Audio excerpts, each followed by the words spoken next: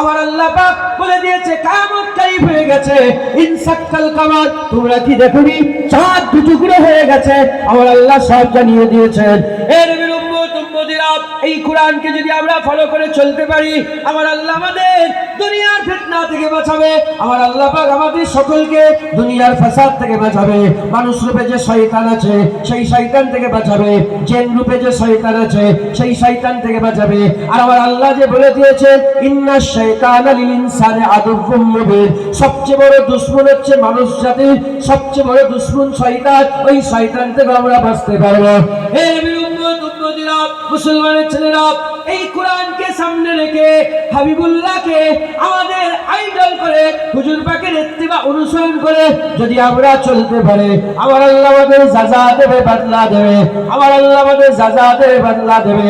কোরআন আর হাবিবুল্লাহকে সিনার মধ্যে নিয়ে যদি আমরা দুনিয়ায় বসবাস করতে পারি আর সিনায় নিয়ে যদি মরতে পারে, আমার আল্লাহ কিয়ামতে আমাদের দেখে দেখে জান্নাত আতা করে দেবে। রাবেনা সুবহানাল্লাহ। এই কোরআনে সব খবর আছে, শুধু নামাজ রোজা হজ যাকাত নেই। বিয়ে শাদী কাকে করবে সেটাও লিখে আছে, ছোট থেকে ছোট, বড় থেকে বড়, আসমান থেকে নিয়ে বালির কোনা পর্যন্ত, আর কুকুর থেকে নিয়ে পিঁপড়ে পর্যন্ত, মৌমাছি থেকে নিয়ে ফেরেশতা পর্যন্ত সব কিছুর বর্ণনা আল্লাহ কোরআনে দিয়েছে। পৃথিবীর যত কিতাব আছে সমস্ত কিতাবে দুনিয়ার বর্ণনা, মরার আগের বর্ণনা, মরার পরের বর্ণনা নেই। কোনো সায়েন্সদান সায়েন্সে লিখে গেছে যে মরার পরে কী হবে? মরার পরের বর্ণনা কেউ করতে পারে না, একমাত্র কুরআনুল কারীমে মরার পরেও বর্ণনা আছে। আমার মৌজু এগুলো নয়, আমি শুধু আপনাদের একটা চিন্তা ভাবনা দিচ্ছি যে কোরআন যদি কেউ ধরে নিতে পারে আর কোরআনকে কেউ যদি বুঝে নিতে পারে, কী হবে? সে কোনো দিন আর বিপদগামী হবে না, সে সঠিক রাস্তা পেয়ে যাবে। একবার জোরে বলে। ওলিদের কথা কোরআনে আছে, কি পীরের কথা কোরআনে আছে, শুনছেন আপনারা? মুজাদ্দিদের কথা, উলিল আমরদের কথা, মুজতাহিদদের কথা, যারা মাসলাক ইস্তেমবাত করে তাদের কথা, সব কিছু কোরআন শরীফে আছে। আল্লাহর বন্ধুদের কথা নেই এমন কিচ্ছু নেই, সব কথা কোরআন শরীফে আছে। আল্লাহ পাক কোরআন শরীফকে আমাদের জাহান্নাম থেকে বাঁচার রাস্তা করেছেন আর জান্নাতে যাওয়ার রাস্তা করেছেন, আল্লাহর দিদারের রাস্তা করেছেন। একবার জোরে বলেন। এই কোরআনকে যদি আমরা মজবুত করে ধরে আর কোরআন অনুযায়ী যদি চলতে পারি, ইনশাআল্লাহ আমরা আর কোনোদিন বিপদগামী হব না। বলেন ইনশাআল্লাহ। ছেলেরা, এই কোরআন শরীফের মধ্যে আমার আল্লাহ পাক জানিয়ে দিয়েছেন গোটা পৃথিবীতে মানব মণ্ডলী, গোটা পৃথিবীতে আমার আল্লাহ পাক ইয়া আইয়ুহান নাস বলে ডেকেছেন। এই গোটা পৃথিবীতে যত মানুষ আছে, এই মানুষের 3 ভাগে ভাগ আল্লাহ পাক করেছেন। এই গোটা পৃথিবীর মানুষকে আমার আল্লাহ পাক 3 ভাগে ভাগ করেছেন। এই 3টে ভাগ, এই 3টে ভাগের মধ্যে একটা ভাগ আমার আল্লাহ বলেছেন ইয়া আইয়ুহাল কাফিরুন। আমার আল্লাহ পাক কাফের সম্প্রদায় করেছে। আমার আল্লাহ ডেকেছে হে কাফের জাতি, কাফের সম্প্রদায়, হে অবিশ্বাসীরা, আল্লাহ পাক কাফেরের কথা বলেছে।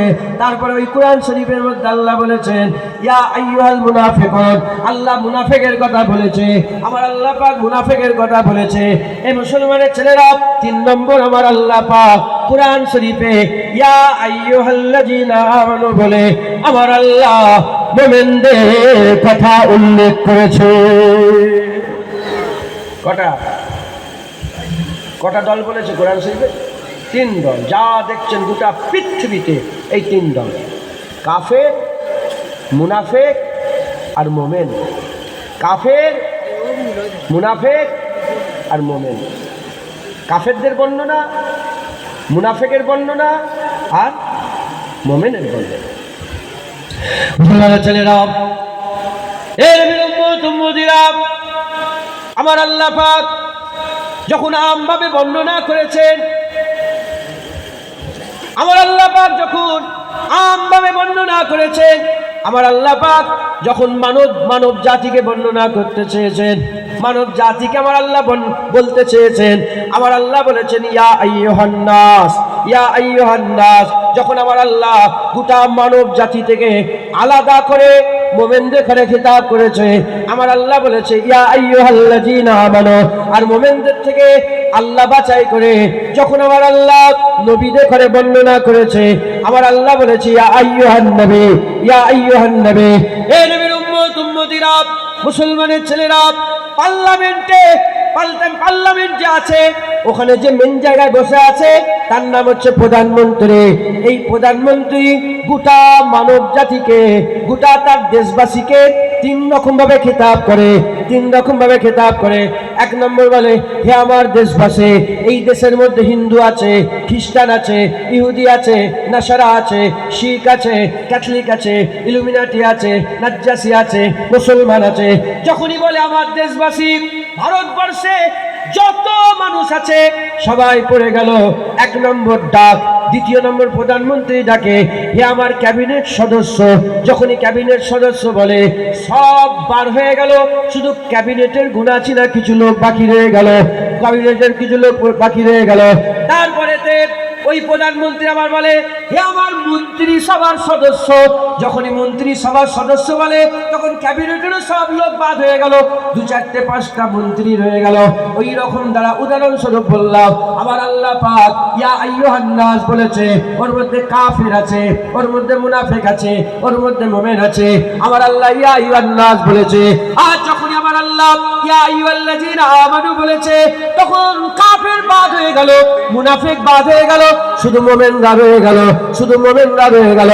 হে নবীর উম্মত উম্মতিরা, মুসলমানের ছেলেরা, এই যে তিনটে দল আমার আল্লাহ পাক করেছে, এই তিনটে দলের পরিচয় আমাদের জানতে হবে। এই তিনটে দলের পরিচয় জেনে আমরা কোন দলে সেইটাকে ভাবতে হবে, বিবেচনা করতে হবে। এই তিনের মধ্যে যদি আমরা মুমিনের খাতায় পড়ে যাই, তিনের মধ্যে যদি আমরা মুমিনের খাতায় পড়ে যাই,